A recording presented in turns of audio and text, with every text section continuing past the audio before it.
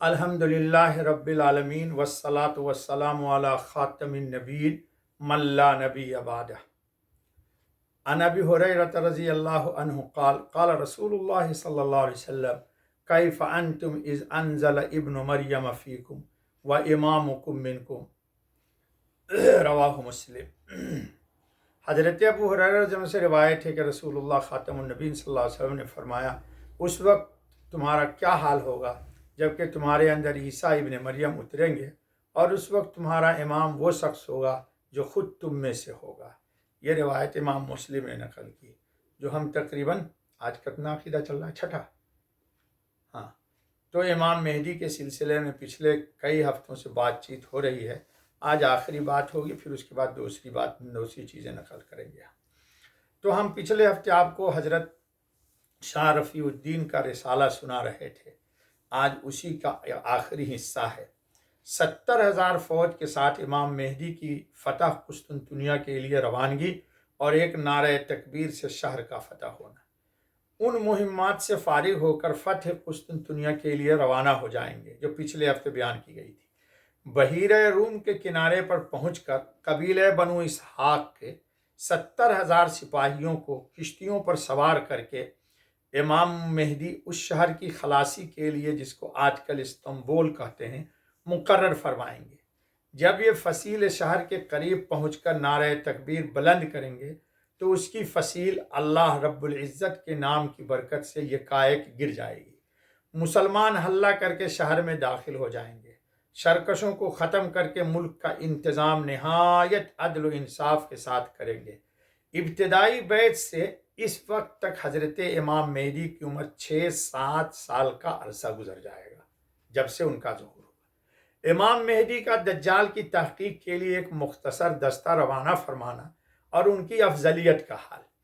امام مہدی ملک کے بندوبست میں ہی مصروف ہوں گے کہ ایک غلط افواہ اڑے گی کہ دجال نکل آیا اور مسلمانوں کو تباہ کر رہا ہے۔ اس خبر کے سنتے ہی حضرت امام مہدی ملک شام کی طرف واپس ہوں گے اور اس خبر کی تحقیق کے لیے 5 یا 9 سوار، جن کے حق میں ہمارے حضرت خاتم النبیین سرور عالم صلی اللہ علیہ وسلم نے فرمایا ہے کہ میں ان کے ماں اور ان کے باپوں کے اور قبائل کے نام اور ان کے گھوڑے کا رنگ جانتا ہوں، وہ اس زمانے کے روئے زمین کے آدمیوں سے بہتر ہوں گے۔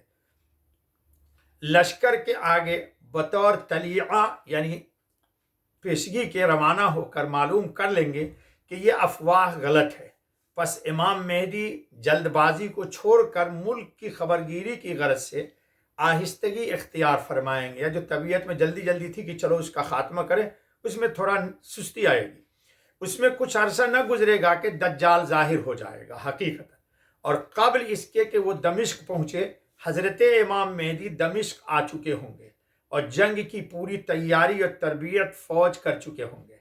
حضرت عیسیٰ علیہ السلام کا اترنا اور اس وقت کی نماز امام مہدی کی امامت میں ادا کرنا۔ حضرت مہدی اسباب جنگ تقسیم کرتے ہوں گے کہ مؤذن عصر کی اذان دے گا، لوگ نماز کی تیاری ہی میں ہوں گے کہ حضرت عیسیٰ علیہ السلام 2 فرشتوں کے کاندھوں پر تکیہ لگائے ہوئے یعنی ٹیک لگائے ہوئے آسمان سے دمشق کی جامع مسجد کے مشرقی مینارہ پر جلوہ افروز ہو کر آواز دیں گے کہ سیڑھی لے آؤ، پس سیڑھی حاضر کر دی جائے گی۔ آپ اس کے ذریعے سے نازل ہو کر یعنی سیڑھی کے ذریعے مینارے سے اتر کر امام مہدی سے ملاقات فرمائیں گے۔ امام مہدی نہایت تواضع اور خوش خلقی سے آپ کے ساتھ پیش آئیں گے اور فرمائیں گے کہ یا نبی اللہ، امامت کیجئے۔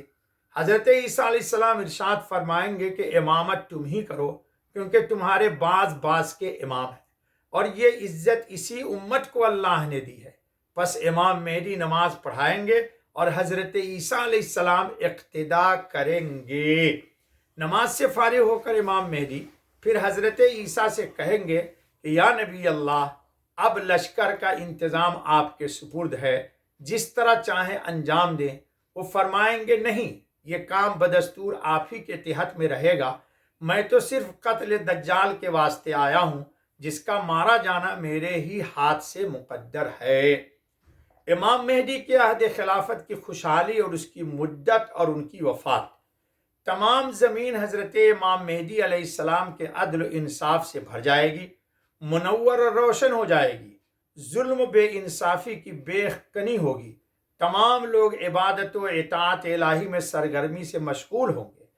آپ کی خلافت کی میعاد یعنی مدت 7 یا 8 یا 9 سال ہوگی۔ واضح رہے کہ 7 سال عیسائیوں کے فتنے اور ملک کے انتظام میں، 8واں سال دجال کے ساتھ جنگ و جدال میں، اور 9واں سال حضرت عیسیٰ علیہ السلام کی معیت میں گزرے گا۔ اس حساب سے حضرت امام مہدی کی عمر 49 یعنی 49 سال کی ہوگی۔ بعد ازاں امام مہدی علیہ السلام کی وفات ہو جائے گی۔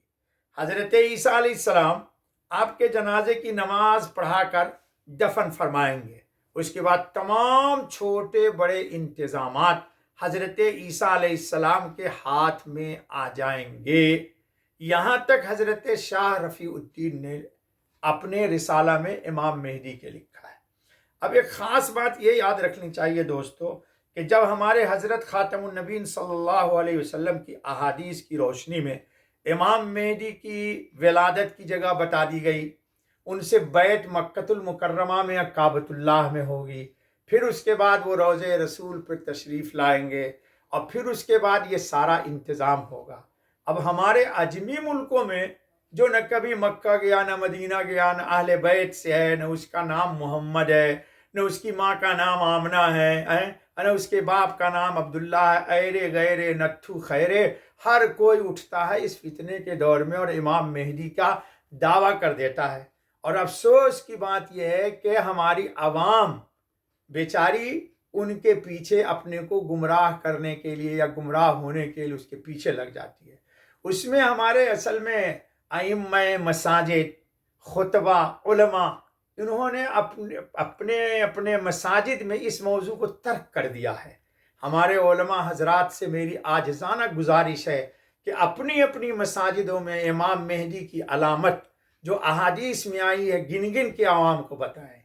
اور عیسیٰ علیہ السلام اور امام مہدی کا ملنا باتفاق ہے۔ جی، تو جتنے بھی آج تک یہ مہدی کا دعویٰ کرنے والے آئے، یہ سب معلوم ہوا جھوٹے تھے، اور ابھی بھی جو دعویٰ کر رہا ہے وہ ہندوستان میں کیوں رہے گا؟ اس کو تو کام کرنا ہے دوسری جگہ، تو وہ ہندوستان میں آ کے کہتا ہے میں امام مہدی ہوں، فلاں ہوں۔ تو ہماری عوام کو، ہمارے علماء کو چاہیے کہ ان کو باخبر کریں اور صحیح عقیدہ سمجھائیں، مشفقانہ انداز میں، ناصحانہ انداز میں۔